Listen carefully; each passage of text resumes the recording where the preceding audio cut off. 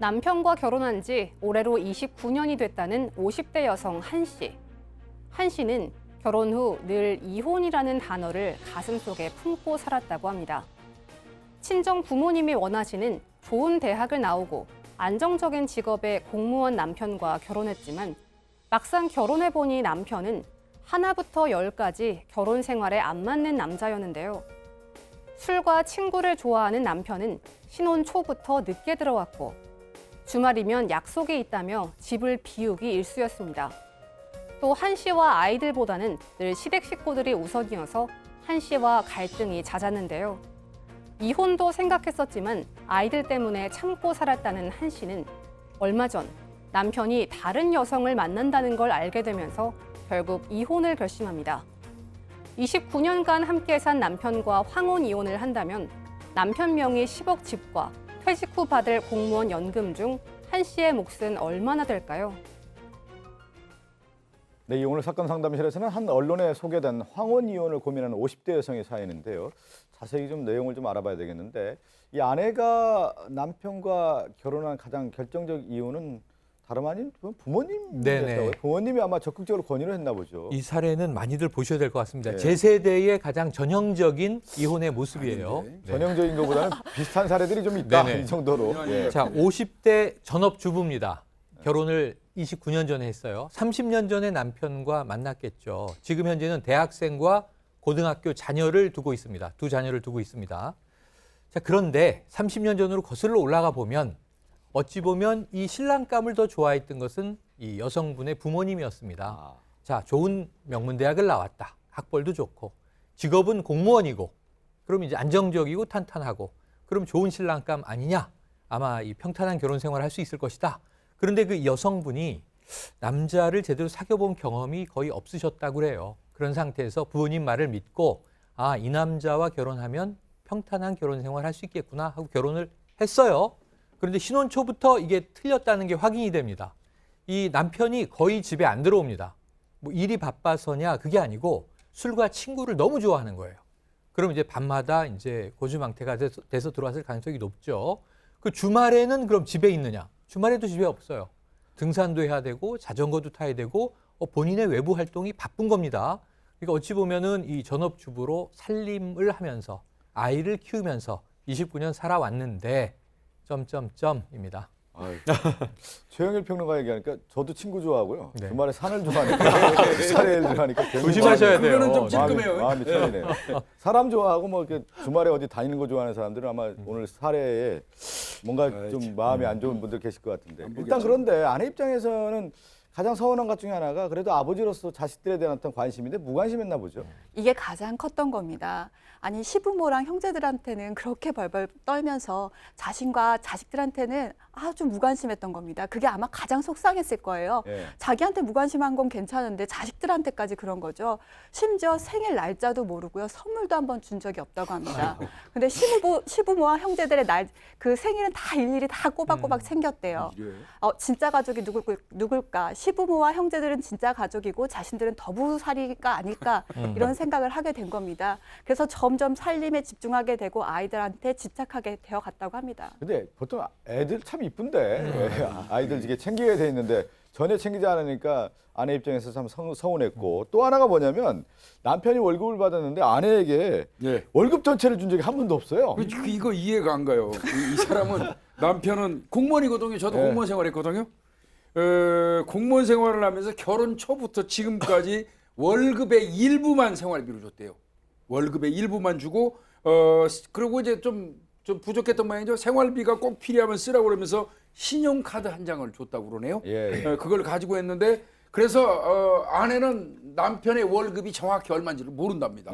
정확히 얼마인지 모르고요. 그 생활비가 좀 이제 쓰다 보면 모자라 가지고 좀 더 달라고 그러면 이렇게 얘기한대요.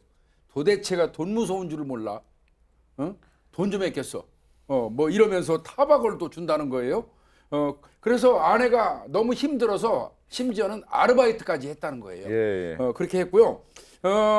그 다음에 이제 이게 저도 쌈을 결혼 생활하면서 가장 심하게 했던 경우가 이거 같은데요. 아무 생각 없이 아내하고 의논 안 하고 집에 가가지고 어머니나 형이나 이게 조카들한테 용돈 주는 거 근데 이 사람은 그거 뭐 당연하다는 듯이 아내하고 의논 안 하고 그냥 막 줬나 봐요. 예, 예. 빚도 형제들 빚도 막 갚아주고. 그래서 이제 아내도 화나니까 한 번 정도는 따졌던 것 같아요.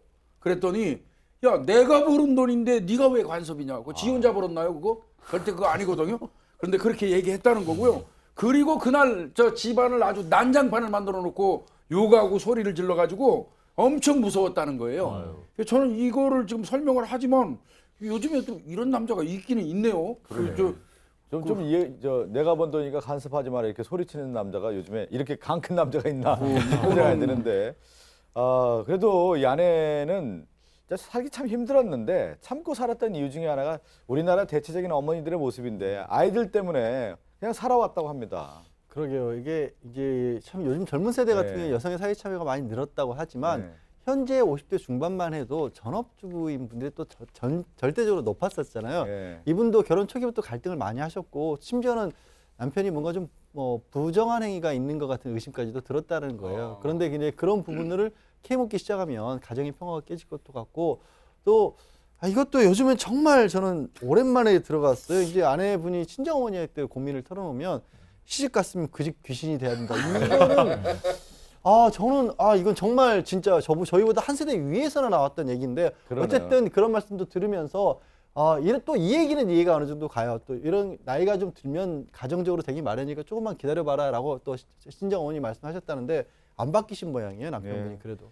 이런 상황에서 이제 어느 날 아내가 이제 이런 충격적인 얘기를 또 해야 되겠네요. 남편에게 여자가 있었다라는 것을 알게 됐습니다. 네. 아내는 더욱더 충격을 받은 거죠. 충격을 받았죠. 결국은 이 남편이 수입도 다 공개하지 않고 자신의 집 안에서의 울타리 안에서의 가정생활 외에 그 번잡한 생활에는 여러 가지 이유가 있었다는 게 결정적인 순간, 트루스 오브 모멘트, 진실의 순간이 오고 밝혀집니다. 이 아내는 29년의 생활이 충격이죠. 충격이죠. 그렇게 되면서 여러 가지 회한을 하게 돼요. 더 이상 살 수 없다는 결심을 했는데 걱정이 있습니다. 경제권이 없었잖아요. 이 두 아이와 함께 만약 이혼을 하게 되면 이 두 아이에게 우리 남편은 절대 돈을 주지 않을 것이다. 그렇다면 어떻게 이 두 아이를 이끌고 나는 살아갈 수 있을까? 오만 가지 걱정을 하는 거예요. 사실 예. 이렇게 걱정하실 필요가 없는데 조선시대식 삶에 너무 이렇게 정말 갇혀 지내신 것 같아요. 이 양지열 변호사가 최근에 쓴 책이 가족도 리콜이 되나요? 지금 가족을 리콜해야 되는 상황에 처한 겁니다. 예. 니콜. 그러니까 좀 이제 지금 보면은 일단은 아내가 독자적인 어떤 경제력이 없다 보니까 이혼했을 경우에 네. 아이들을 어떻게 두려운 키우는 거죠. 건가 그렇죠. 가장 이제 어려운 일인데 일단 한번 정리를 해보죠. 아내가 가장 궁금해하고 오늘 우리가 무엇을 풀어드려야 될까요? 일단 아내는 이혼을 결심을 했습니다. 예. 그럼 그 후에 생활을 해야 되잖아요. 그렇기 때문에 두 가지 궁금증이 있는 겁니다. 첫 번째는요. 이혼하면서 남편에게 아이들 교육비와 결혼 자금을 미리 청구할 수 있나요가 첫 번째 궁금증이고요. 미리. 두 번째는요. 남편 명의의 집과 퇴직하면 받을 연금에서 저는 얼마나 분할 받을 수 있을까요가 두 번째 궁금증입니다. 첫 번째를 우리가 풀어보죠. 이 아내는 이혼하면서 뭐냐면 미리 이제 선급을 받고 싶다는 거예요. 네. 교육비 이런 것들을 가능합니까? 안 미리라는 단어요. 미리. 예. 안타깝지만 안 됩니다. 그러니까 미성년 자녀를 키우기 위해서 양육비가 필요하다라고 한다면 그 양육비는 일정 부분의 교육비를 더해가지고 양육비를 산정해서 줄 수가 있지만 성년이 된 대학생의 자녀의 어떤 교육비라든가 아니면 이제 성년 된 이후에 결혼을 하게 되니까 결혼 비용이 좀 필요하다라고 하면서 그 부분을 재산 분할에 넣어가지고 받을 수는 없습니다. 많이 이제 이런 부분을 이야기를 해가지고 이제 소송을 제기를 한 부분들이 있었습니다. 왜냐하면은 사실은 고등학교 졸업했다라고 해서 집을 떠나는 게 아니잖아요. 대부분 대학을 가고 대학까지는 지원을 한다라는 그런 경우가 많기 때문에 많은 소송에서 하급심에서 제기는 됐지만 번번이 깨졌고요. 만약 그 부분을 원한다고 한다면 이혼 소송을 제기를 해서 조정을 통해서 좀 일정 부분 받는 방법은 있지만 법원을 통해서 판결을 받기는 어렵습니다. 근데 이제 이혼하면 우리가 재산 분할 당연히 해야 되는데 남편 명의로 된 집이 한 10억 원짜리 집이 하나 있고요. 또 여러 이제 돈이 좀 있겠죠. 그리고 연금 같은 게 있지 않습니까? 공무원 같은 경우는. 이혼했을 경우는 이게 다 분할이 되는 거죠. 그러니까 거의 30년 가까이 예. 사셨기 때문에 전업주부라도 재산 분할이 거의 절반 가까이 인정이 될 것으로 보여요. 예. 부동산은 그렇게 받을 수가 있는데 문제는 연금 부분이 조금 까다로운 게 있습니다. 두 가지 정도를 기억을 하셔야 되는데 이 분 사연을 보내신 분 아니라 다른 분들이라도 연금이 이렇게 지급된다는 걸 좀 아셔야 될 게 공무원 연금 나눠 가질 때 나중에 이게 뭐 얼마씩 매달 나가는 거 있잖아요. 그거를 이혼을 하게 되면 자기 그 이혼한 분도 공무원 연금을 받을 수 있는 나이가 됐을 때, 그러니까 63세가 됐을 때, 그러니까 본인이 아니라 그렇죠. 이혼한 남편이 아니라 본인도 63세가 됐을 때부터 그거를 나눠 가질 수가 있고요. 받을 수가 있고, 두 번째로는 공무원 연금을 받기 시작하는 시점은 공무원분이 퇴직을 한 뒤에 나오는 돈이잖아요.